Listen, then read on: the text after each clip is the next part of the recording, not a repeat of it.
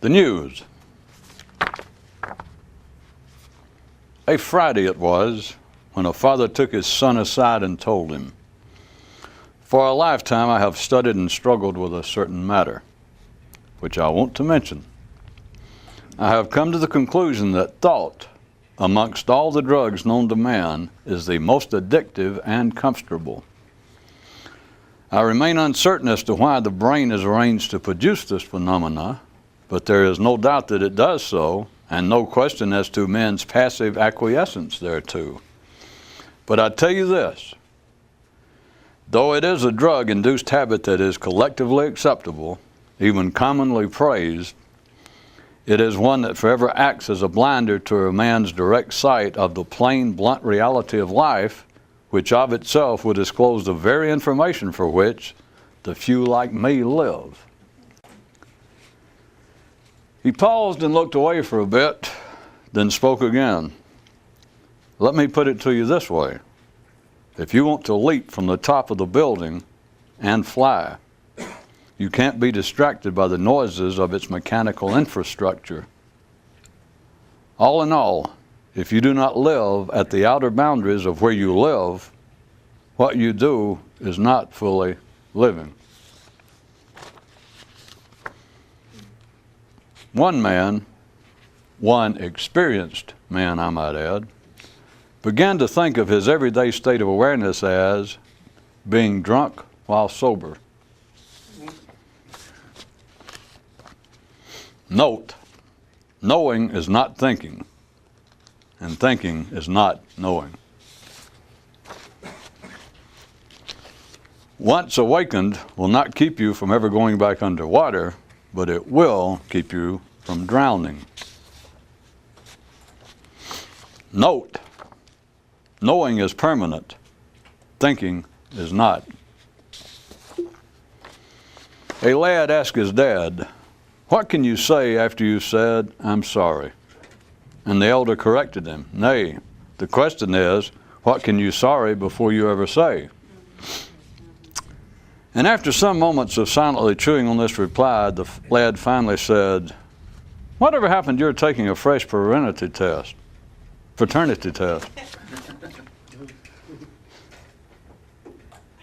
After some period of separation, two acquaintances met and one of them asked the other, "Are you still trying to awaken?" "Yes," he replied. "Have you succeeded?" he asked. "No," he replied. "Then have you made much progress?" he asked. "I can't say that I have," he replied, but I have learned something striking. I've discovered that as long as I'm thinking, I have no interest or concern as to whether I'm making any headway or not. Do you think that qualifies as progress?" And upon hearing this actually said, the other man could not bring himself to make any comment thereon.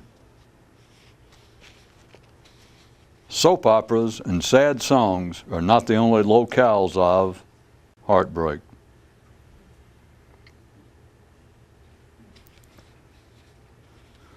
Even I cannot bring myself to let this end on such a negative sounding note, although the alert are never tripped by mere words. For the silent truth regarding man's secondary reality is that in the illusionary labors of a Hercules, any failures and all setbacks must of their very nature be likewise without substance. Thus it would be that a true God's, an enlightened man's, countenance would never give signal of such spurious concepts as gain or loss.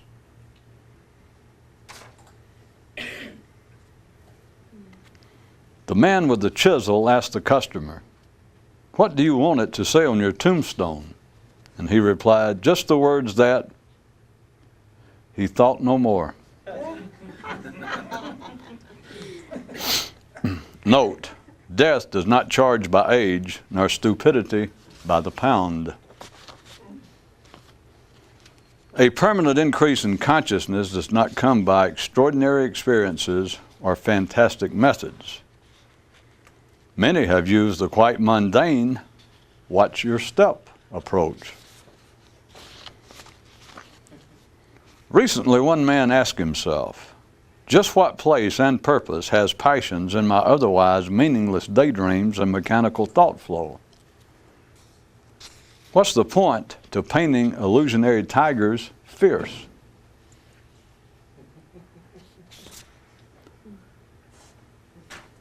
To be enlightened is not to be different from other men, but is to take something different from life than do other men. It is not you that is exceptional, but rather your taste. Prisoners being told that they're in prison has no effect on their prison life.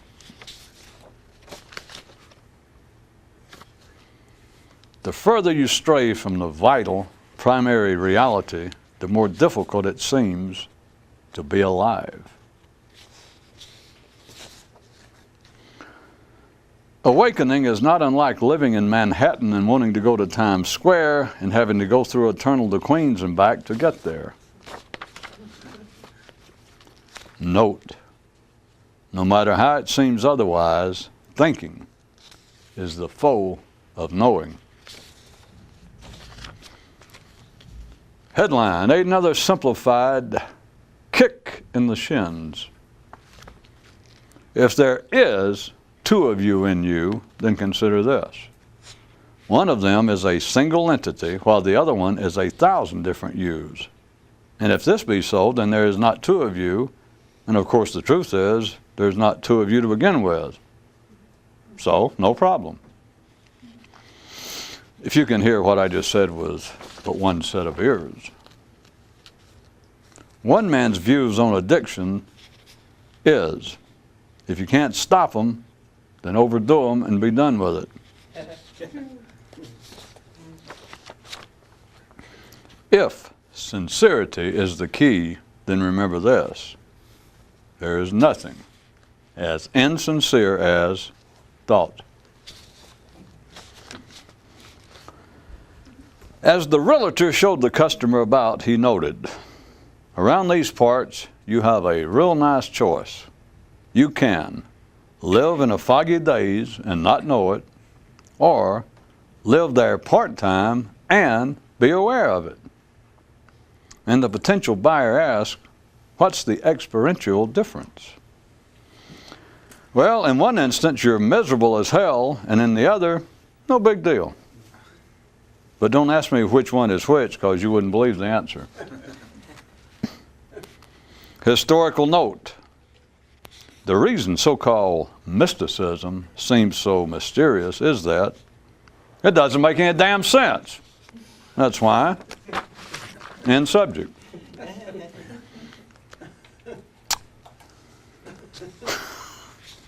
One man says he's decided that a great name for his mental life would be, let's go back over this again, why don't we?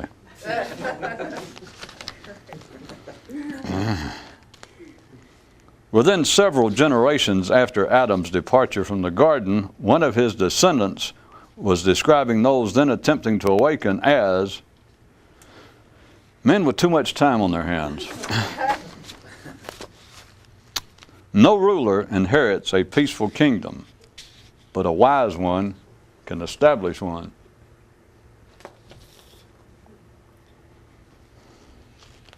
One man had a favorite idea with which he would constantly question his thinking.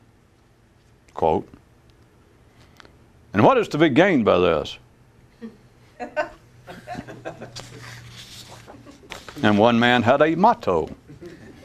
If you don't put your foot down right this very instant, you'll never discover the true nature of your foot.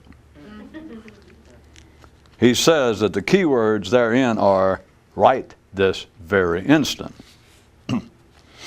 No surprise there, huh? Thought reinforces thought. Same as dung does a shit dam.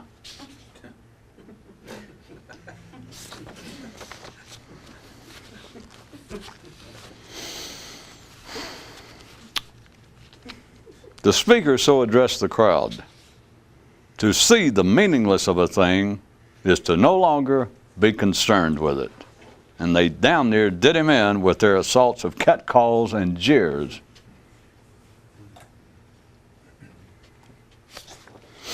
Same as dung does a shit down. When one man heard the adage that you should not hide your light under a basket, he yelled out, "Tell that to my friggin' thoughts." It's really strange the explosive effect Proverbs can have on some people. Note, when you return to where you came from, you have nothing to say. And if you still have anything to say, you'll never return to where you came from. All creatures' natural state is to be direct and sincere. But then with man comes thinking. And all is lost. Ha ha, got you. Didn't get me, said a lion.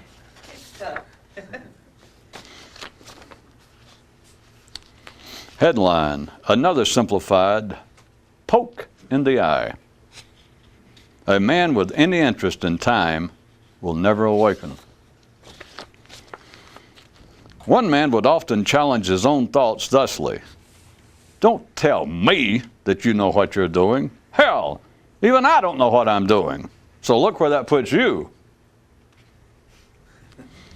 Need I point out that his thoughts were not phased in the littlest least, although it did serve his intended purpose of momentarily rendering them silent. The teacher asked, who can give a redundant two-word phrase? And one kid replied, intellectual justification.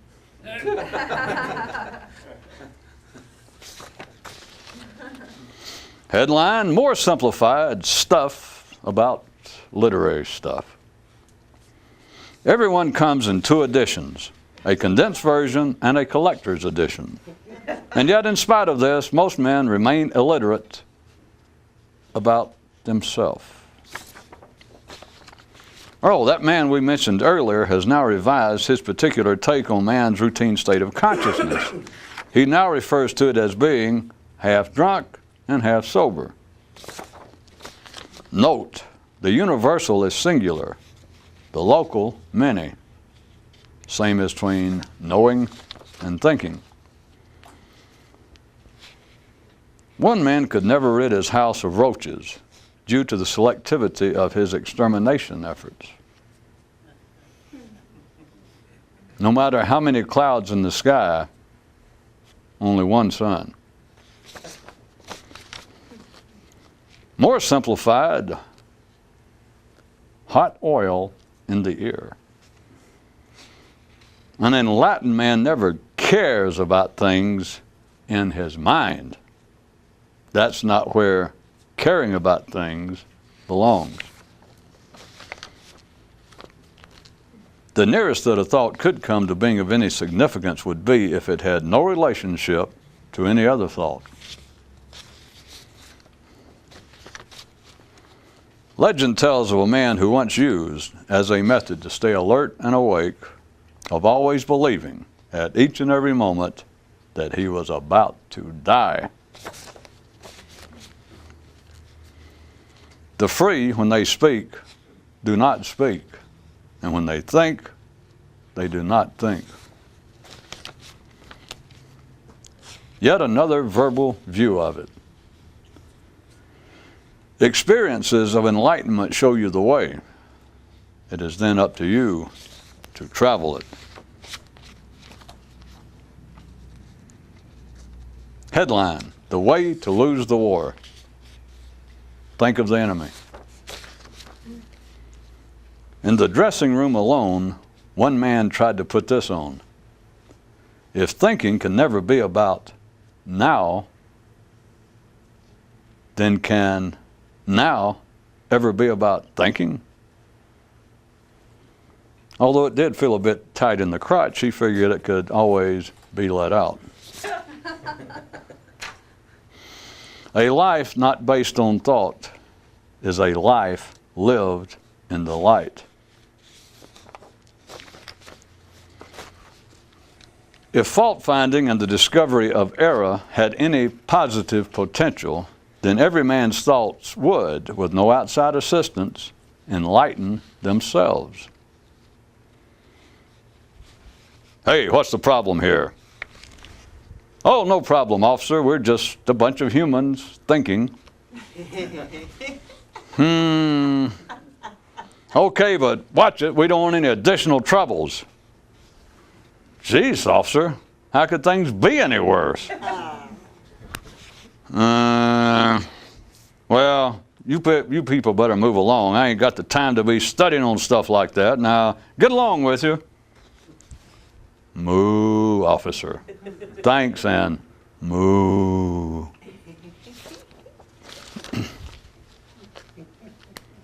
Sincerity is the ability to see things as they are, not as you think about them. And finally, a dad asked a lad, why won't an enlightened man ever tell you what he's thinking? You and your old trick questions.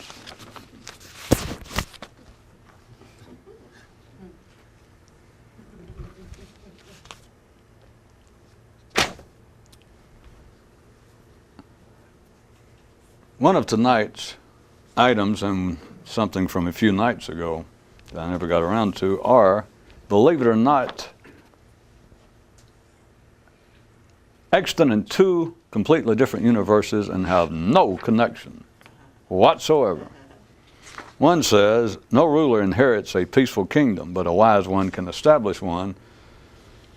And the other item from a few nights ago was something to the effect that an awakened warrior can destroy a people without raising their anger or ruining their land. All of this has to do, as you might imagine, from my view, since I wrote the damn thing, it has to do with a man being able, in the last instance, to vanquish horizontal thought, the horizontal mind, from his consciousness. Because it is strictly a metaphorical undertaking. There is no destruction, there is no vanquishment, there is no, indeed, struggle going on. It's only until you realize what it is that there is even the appearance of a struggle. And this brings us back to this one, which says, no ruler inherits a peaceful kingdom, but a wise one can establish one. Which is to say that everyone, when they're born, assuming that you develop in the ordinary sense, that you develop a horizontal mind, you develop what seems to be your own personality, centered in the talking part of your, based upon and centered and limited, growing from the verbal part of the brain. That you, as soon as that happens, you can see yourself then as being the ruler, and you have inherited, genetically, you have inherited inside the body of life itself, your own kingdom. You in your 60 or 70 years. But no one inherits a peaceful kingdom.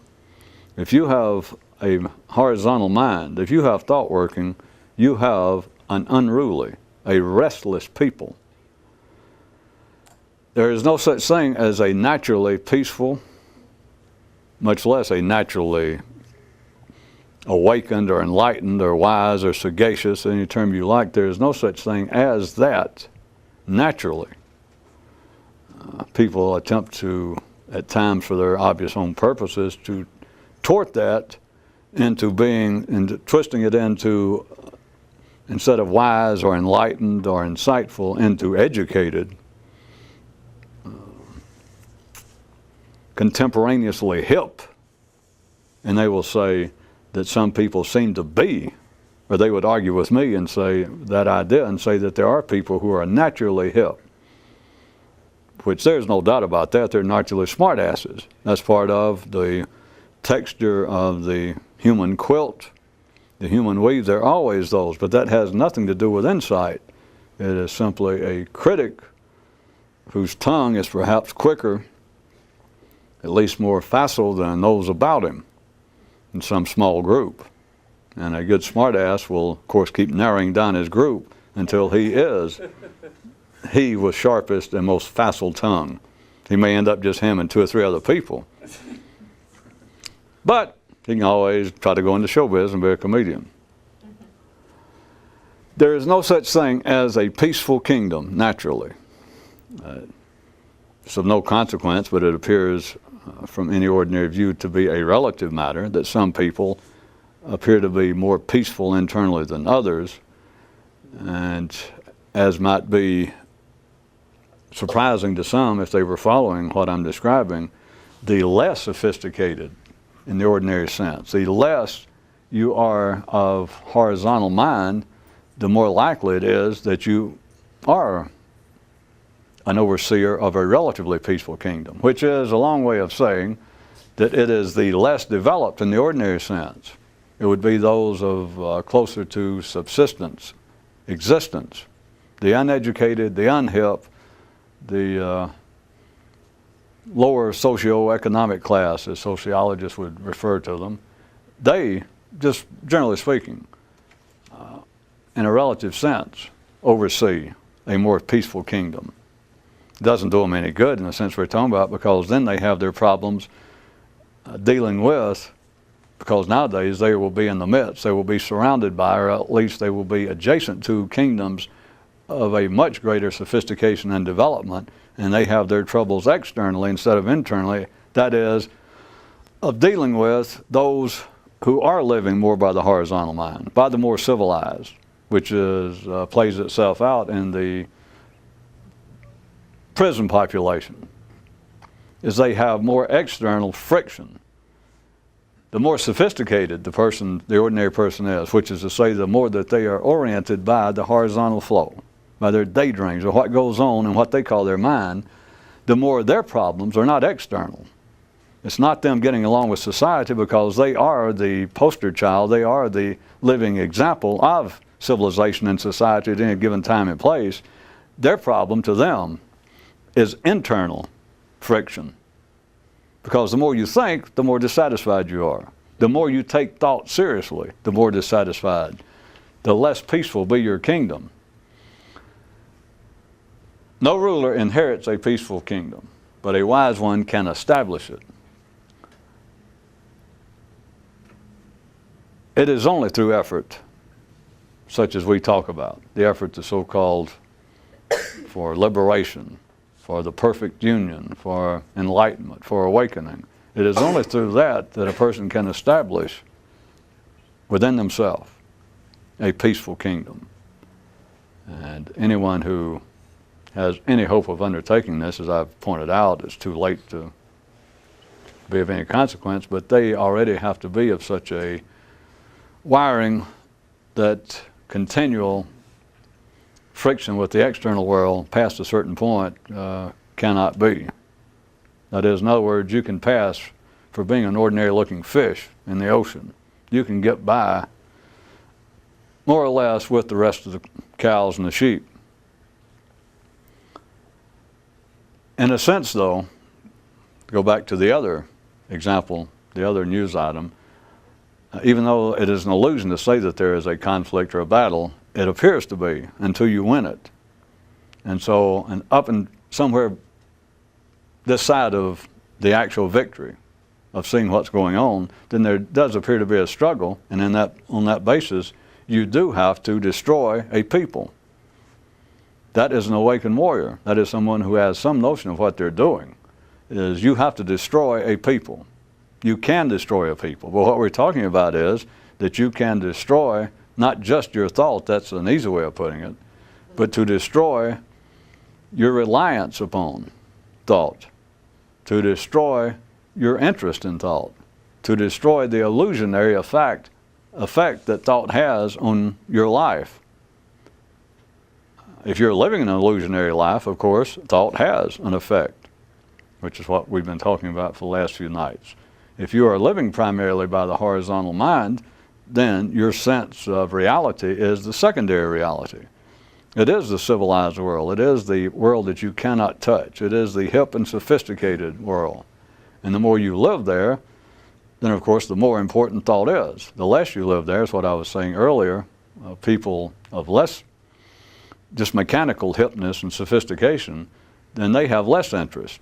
I mean, it's no big secret. They just have less interest in things of an artistic ilk. They have less interest in things of the mind, assuming that by now you understand that anything you can't touch is the mind. That is to say, they have less interest in politics, economic theories, not money, but economic theories. They have less interest in yak, unless it's probably about sex or drinking or the new price of trailers and mobile homes. If it's not directly affecting them, some interest they have, which is going to be fairly far removed from the artsy-fartsy world, then to them they just see it as so much talk. They see it closer to what it is, it's just yak. But if you live there, if that is where you reside, if you were a priest, if you were an artiste, if you were an author, then of course you must take that very seriously. To do otherwise would be suicidal, to say the very least. You simply cannot deal with that world. You could not be a part of it. You cannot be anything. And you cannot be involved in any activity in the secondary reality unless you can do some serious pretending. There's no such thing as a successful, over any length of time, a priest who cannot fool himself to some degree, a politician who cannot to some degree deceive himself, an artist, which some time back I pointed out, everyone seemed to get it, that whether you know it or not, it's a rule. I don't guess they would like to have it advertised, but artists, everybody in the arts, musicians, artists, but seems especially to be true with authors and painters that believe themselves are assumed to be engaged in some form of interpretation of the human experience. It is very common.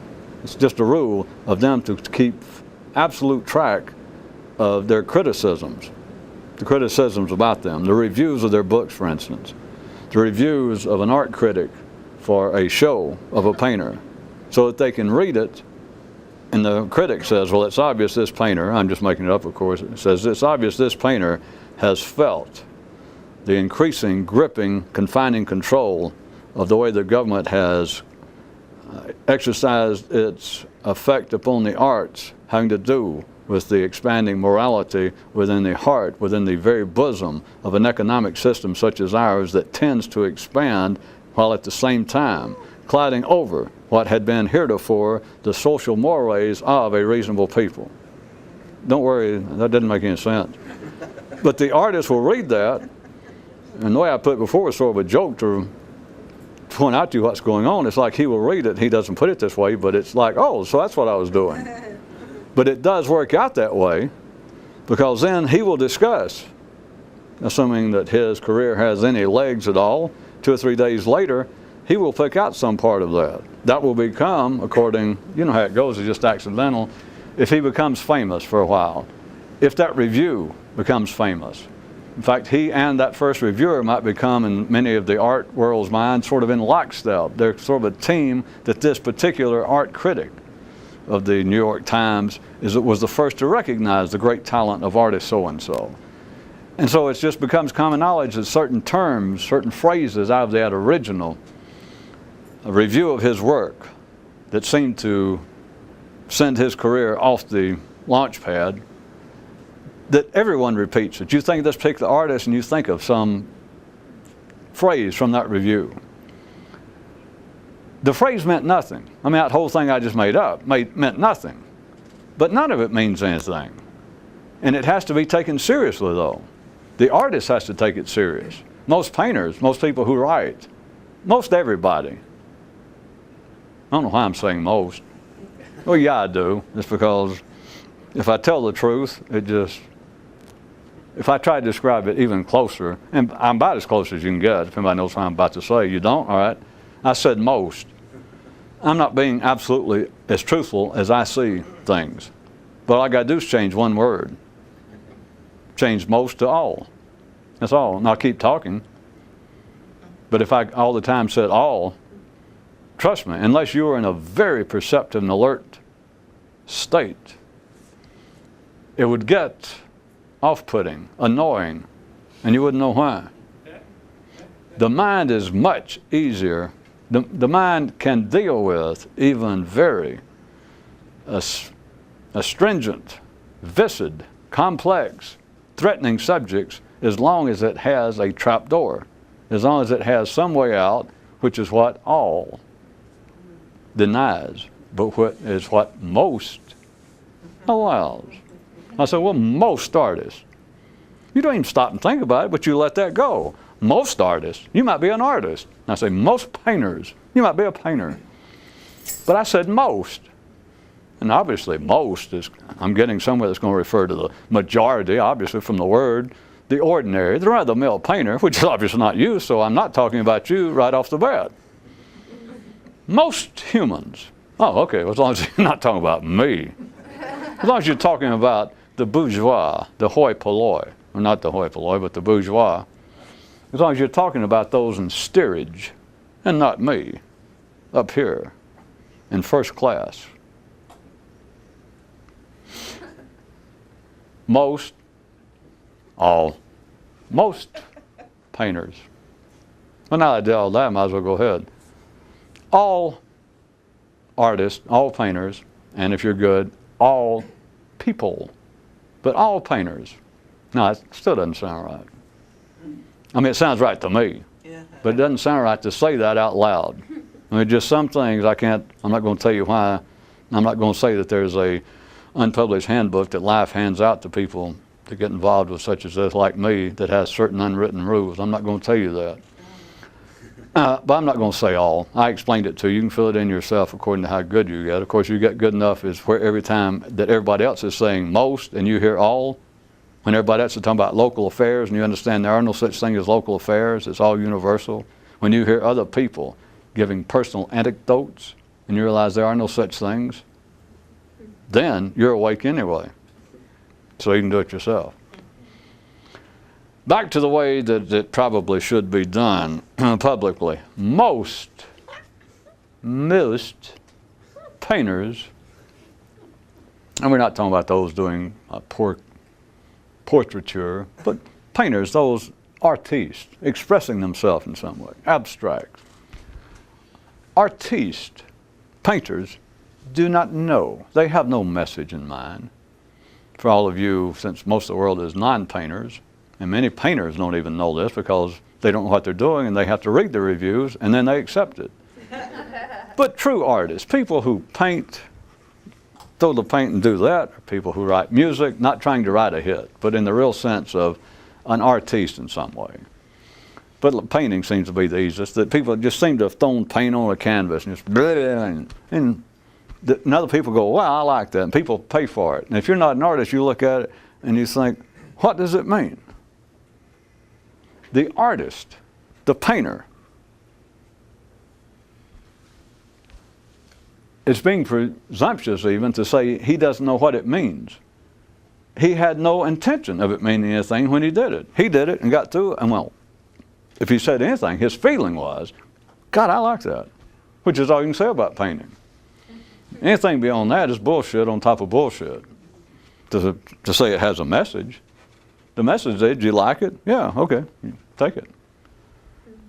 There's no message, but there is no message to anything. There's no message to religion. There's no message to morality, to economics. There's no message to anything. If you can say it, it's a secondary matter. And so if you can say it, if you can put it in words, it has no message. That's why you have to talk about it. That's it, folks. Okay. If you have to talk about it, it has no consequence. It has no message.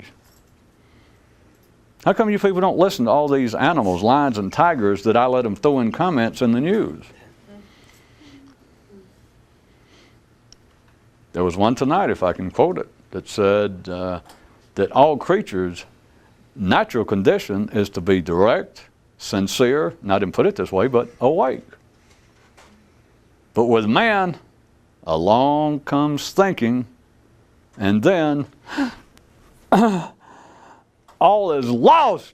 And I said, got you. And then a line that heard it said, you didn't get me. You never get a line. You never get your own vertical consciousness. You never get your vertical mind. It doesn't look for a message. There is no message to life. I normally say to survival or to the physical, to survival, but those of you getting good, there is no message to life. There's none. The closest you can say to a message, and that's a lie, the closest thing you can say to that if there's a message to being alive is to stay alive. But that's misdirective, because you can say, well, by God, I like that message, I'll try. You can try, but you're going to die when you're going to die anyway. So it doesn't matter whether you say, wait a minute, you're right. If there's a message to being here, it's to, by God, stay alive. You can take that if you want to, but you know damn well you're still going to die. And you're going to die when you're going to die anyway if you don't know the truth. It doesn't matter whether you say, well, I like that. If that's life's purpose is to stay alive, then I'm on life's side. Life will be delighted to hear about this. I mean, because life has had so many people in its bosom. There's been so many people in this very universe have hidden themselves from the universe. It's shocking. Now, I don't know, there's so many deserters. Is anybody following this? Every time you think you're a deserter from life. Every time you criticize life, every time you have a complaint. You don't look at it this way, but to you, you're hiding from life. You're rebelling. Because you're pointing out to life, well, listen, things are not right over here. We got people over here who don't think right. We got people over here who don't do right. There's no message. I shouldn't even say that there was that one, but I guess if you were following all that, I guess that it imploded that one. You can't explode it. You can pop it like a bad pimple. That's where people got the idea for pimples. I don't mean they got it from thinking. They got it based on, you mean that's all there is to it and you're awake? Yeah, just, God, and the pressure, it's been this pressure now for 50, 60 years. You should have popped the son of a bitch before now. But notice, there has to be a message. Back to the example. I don't know whether anyone's following this, and this is no attack whatsoever on art for any of you who might be tuning in. None whatsoever. None. Of the most abstract kind of painting. It's not an attack whatsoever.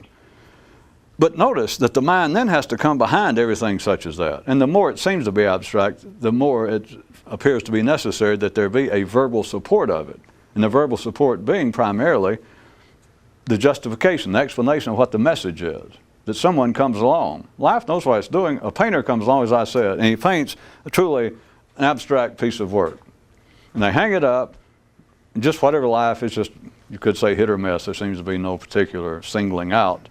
But some critic of some paper who happens to have some following, for some reason he walks in, he takes a liking to it, and of course he has to say something. You can't be a critic for the New York Times, or you can't make a living as an art critic by saying, I saw a painting by a new painter today, Bruno Smith, and I'm here to tell you, I have been the art critic specializing in painting for the New York Times now for 22 years, and I want to tell you, I have never seen a painting that I enjoyed more.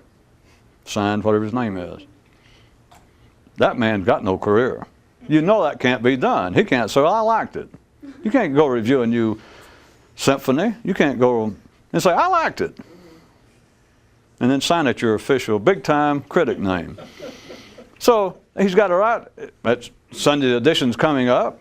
It's his big-time column. He's got to write something. And you can't say, I saw a new painting by a new painter, and by God, I liked it. No, I'm serious. I really, really liked it. I mean, I liked it a lot. I liked it more than anything. You know, anybody knows the man is filling up space.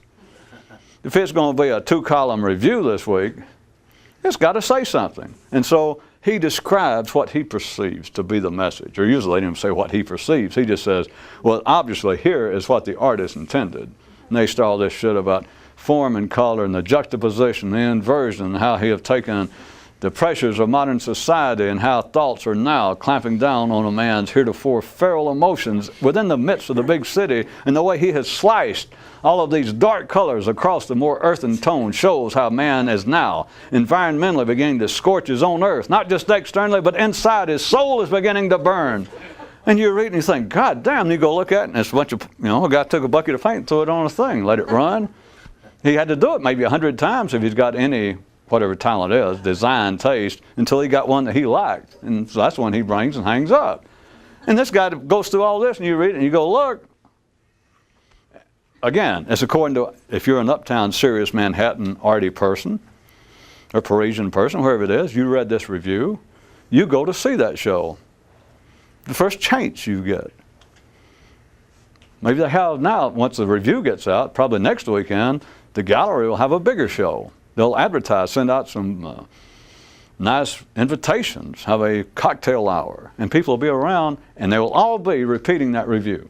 They'll begin to debate the review. After a few times, the review, that gets sort of cliched. And according to how hip you are, you will get to be ashamed just to quote the review originally. And so then people will start reviewing the review within a week or so. Like, well, when I read that review, I was really struck when I read so-and-so's review. So I rushed out here the following Monday as soon as I could, and I saw the painting. And it was really, he was correct. It was astounding. I had to go away. For 2 or 3 days, I wanted to go back, but I didn't. I'm talking about, here's a guy 2 weeks later, staying around, looking at the painting, sipping champagne. He says, I went away several days and then came back and looked at the painting. I think it was a Thursday. And I had time for the original review, what so-and-so critic, what he had to say. Had time to absorb that, had time to see the painting once, go away, and I came back and looked. And now I think about it, it's not that I disagree with the reviewer, but now I look at it, and I say, and where he says that these slashes, the dark colors, the blacks, the dark grays over the earth tones, that he says was representing man's technological and ecological scorching of the earth itself physically, but also represents the torturing that he is doing of his internal ecology of his soul. I look at the way, if you notice, most of the dark lines, the slashes are going kind of at a diagonal. Now I see that as kind of like an adverse lightning striking the earth and doing damage, what we are doing environmentally. But then if you'll notice, there's some lighter tones that seem to give some promise. And I believe that what the artist was trying to say was not that that was a full representation or his prediction that we're doing the same thing to our internal life, but it shows some hope that man may still So now they're reviewing the reviewer. I'm not making fun of it, friends. This is life. This is life to everyone but the awakened.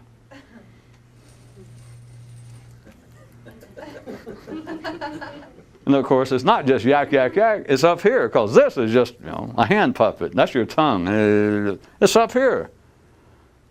And of course, it got up here, not because you got it. It's in life up there. And it's in life in here. And you think, well, wait a minute, this is me observing what's going on. These are my thoughts. Now, this is your bullshit at the wrong end. But back to what I was trying to get to. The world, that kingdom itself, is by its very nature unpeaceful. It is always at ill rest. It is never stable. That is why the arts, that is why politics, that's why everything in the secondary world is not right or wrong, but you need to see is everything out there is always in a state of change. There is nothing permanent. And it's only ordinary minds in that world that believe that it should be otherwise, that it could be otherwise, that we will eventually, in some field, science, religion, the arts, it doesn't matter. Science is no exception, by the way. That someday we will get to a place that we can drive a stake in the ground, draw a line in the soul, if not the sand of this planet, but in the soul of man, draw a line and say, this is it. We have reached the truth. We have now, by some way, through our own scientific, our own intellectual efforts, or through some new revelation from the gods outside this reality, that we now see the truth of things. It's just ridiculous. Ridiculous doesn't cover it. The secondary world, the world of man's ordinary mind, is all made up from top to bottom, from the very first letter, from the first word that Adam said. After that is all made up. It's not either right or wrong. It's another form of reality. That's why I came up with the terms of a primary and a secondary reality. Because it is a reality if you live there, but it is ridiculous if you see it. And when you see it, ridiculous doesn't mean anything. When you see it, that's the end of it. You can then, at least you know what a peaceable kingdom is. It's up to you then to enforce it. But you will hurt nothing. The reason, if it didn't make any sense, the way I wrote it up the first item, when I said an enlightened warrior can destroy a people without raising their anger or ruining the land, the point is you don't do yourself any harm, in case anyone still wonders. Someone who had never heard this for the first time heard me tonight in the last few minutes, and they attempted to follow any of it, and it made some verbal sense to them. You do know that an ordinary person would be somewhat upset by it. If they, on this basis, that if what I have said tonight had any validity, and if it did have any validity, or even if it didn't have any validity, if it had validity or if it doesn't have validity, but there's some danger it might spread, that might fool people and get them to thinking this way, that such thinking would be a grave danger. And even if I am not incorrect, if I am correct, it's still doing a disservice. It is frightening. Because, well, what it amounts to is this, is their thoughts are hearing what I say, and their thoughts are hearing me declare that they should line up against the wall. It's time for the firing squad. I'm announcing their death. I'm announcing that they don't exist. Is what it amounts to. Thoughts do not analyze it in that sense, but they just recognize this is a full frontal assault. That I have been run absolutely into a corner from which there is no escape. None. There is nothing I can say to that other than, that's not true. That is all it can say. That's all thoughts can say to this. But the point, back to me explaining why I wrote it that way, is you do not do any damage. It sounds as though, assuming I could make this any cruder and blunter, which I guess I could if I was talking just an ordinary crowd. If I made it any cruder and blunter, if this didn't do it, it sounds as though that it would be doing damage to a person, to the individual person. If they heard it the way in which I'm putting it, it would strike them as being, if I'm talking about something that could be done and seem to be promoting it, that there's another way to look at life, there's another way in which to be conscious of life and yourself, and on that basis, what everyone else sees as life, I'm saying is a secondary reality, is meaningless, is frivolous, it's just meaningless. To them, the mind would take that naturally as to be an assault on that world. It would take it to be an assault on the mind itself. And they would, not necessarily everyone, but I know that there would be some people, because it's happened throughout history, would hear that. And their idea would be like this. Their idea would be, in reference to what I've been talking about, they would think, all right, what you're calling awakening or enlightenment, that sort of thing, if you're saying what it would do is make me realize that what everyone else calls reality is meaningless, that in essence doesn't exist, I can't imagine being alive. If you're following this, because what it would amount to is literally almost the mind's ordinary conception of death, even if you're not frightened by death and plagued by thoughts about it. The weirdest thing about death, if you just stop right now and just intellectually, just mentally try to think about death, again, even if you have no fear, but if you think about it, there is a weird thing, because you can't think about not being here. You can't think about not existing. And if you just sit there right this second and try it, it will always give a kind of little tingle. It's like you kind of, tickled yourself on the ass, because you try, and you cannot imagine not being here. Of course, it's this, because a lion can do that. I figured you'd wait for me to say something else. A lion can imagine not being here. Or a lion cannot imagine not being here because a lion can't think. Or since a lion can't think, a lion is always here. Or since a lion cannot think about not being here. And if you can't think about not being here, what does not being here mean? It means you're a lion. Either that or awake. But you follow that to thought, it would sound as though it would be the destruction of oneself. It would sound as though my enlightened warrior in destroying a people would ruin their land. That it would be a destruction. But it's not a destruction. It does not raise the anger of those who are destroyed, that is thought, because once you're free from it, they don't know what the hell happened. That which is imaginary can't hurt you unless you're living there. And that's all imaginary pains, is what I was talking about last night, that the further you stray from the vertical, essential, vital mind, the silent mind, but you got to stray from it to be ordinary. But the further you stray from it, the further you stay away from it, the more difficult it seems just to be alive. That is, the more you're living in the horizontal world, then the more difficult it is. It's always something. Whereas in the vertical world, it's not always something. It's something once a day, maybe, twice a day. And then it's not a problem. We've been through this. You don't ever see a leopard doing a Rodin interpretation. You don't see an elephant leaned against a tree with his trunk doing this, like, there's a rumbling in my stomach. I could be hungry. My God, what'll I do? There are no problems. The only problem is the further you are away from just the vital, vertical mind, the more difficult it seems to be alive.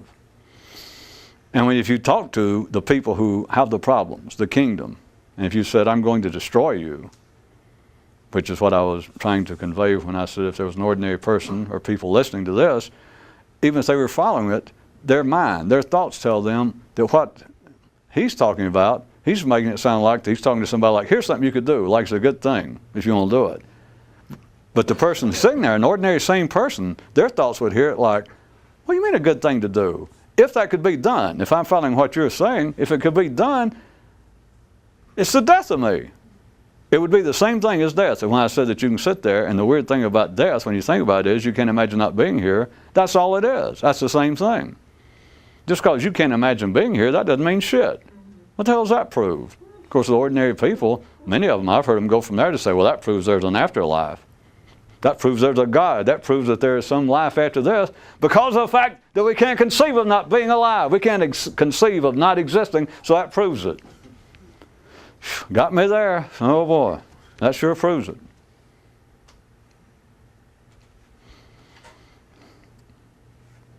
Bring you into another low note. If you can think about anything and describe it, far from it proving anything, that does just what I'm telling you. It proves that it's bullshit. All thought is flawed. And the more it works to correct itself, the more flawed it gets. That's not really true, but do you follow? That was what I put in the news item, this very thing. It's such as thought. In an imaginary world, there's a place to put anything. You can walk into an imaginary world carrying anything you can conceive of, and it'll fit. You can put it down somewhere. There's a place for it. Nobody in an imaginary world is going to say, you can't bring this in here. That's the same thing if you didn't get the connection, as me saying, if you sit there and I say, can you think about death? That is, right after death, can you think of not existing? And it kind of goes, you can't. But many people, many people use that as a direct springboard to them. That is just logical as hell. That, well, that proves, right there proves my point, would say a religious person, that there is life after death. Proves everything about religion and everything. It just proves there's life after death due to the fact that the mind cannot conceive. It's impossible. I said it. They can blame it on me. I agree. The mind cannot conceive of you not existing. Now, that's the way people describe it. Of course, that ain't the truth. What it can't conceive of is it not existing. Because the mind can conceive of everybody else not existing. You can conceive of your dog not existing after he dies, finally. You're going to conceive of your family, people you know. Once they die, you can conceive of it. They're gone. And you finally have to face the fact they're not coming back. They are not coming back. They're gone. Another human, your mother, your father. And then you say, can you conceive of you being gone, not coming back? And no one, forget IQ and intelligence, no one can conceive of it, is the way they put it. But that's not the way to think about it. To say, well, no one, not no one. No thought can conceive of not existing. Your thoughts can conceive of anything else on this planet not existing, except itself. It can actually conceive of you not existing. Well, that takes some practice. There's no point to it. But it's unimportant. The point being that when ordinary people, and they would agree to this, if I said, try and think about the idea of death, that is that you don't exist, and you can't do it. You can't, and any sane person will try it, and you cannot. That's one safe prediction. You cannot conceive, if we were just talking to an ordinary group, and I said, you can't conceive of you not existing, and everybody go, you're right. And I go, no, I'm not right. Let me put it to you correctly. Thoughts cannot conceive of themselves not existing. But back to what I was saying, ordinary people then go, well, there is the proof of the fact that there must be life after death. Now, that's proof of, in an imaginary world, you can bring in anything and set it down. You understand? But the mind thought continuously tries to prove that it exists. Why does it try to prove it exists? Why does it argue the point? Your spleen. Tell your spleen, say, I don't believe in spleens. I don't believe in you. I don't believe you exist. No effect. I don't believe in feet. They're an illusion. You still walk on them. Your feet won't argue. Only thought. Your own thoughts. Only thought. Your own thought resists this. Only your thoughts resist awakening. And it's not because they can say, well, it sounds to me like I'll be destroyed. It won't hurt them, but they won't give up. They will not give up. You've got to take over. You've got to be some kind of awakened warrior. You've got to destroy them, even though it's an illusion. But they're not going to give up. They will not fall in line to reason. Thoughts will not awaken. And thoughts will tell you that there's a reason that they exist. In the same way that they go, there's a reason we exist. There's a purpose to life. No, there's not. Well, there's a purpose to that painting. No, there's not. Well, to look at. Oh, no. No, it has a message. Oh, no. You're crazy. There's a purpose to life. The only purpose to life, the only place that anybody thinks there's a purpose to life is up here. And then you say, all right, well, thoughts have no purpose. They go, yeah. They'll never give up. As long as thoughts believe there's a purpose to them, they'll believe there's a purpose to music. There's a purpose that men believe in God. They couldn't just made it up. I mean, look at it. Too many people throughout history believe in God. Man couldn't have just made that up. Well, I guess you got me there. It's a good thing I talk to ordinary people as much as I do, because it has really straightened me out a heap. I guess being straightened out another small heap is a good place to end. Appreciate your help. I feel much better now seeing the truth.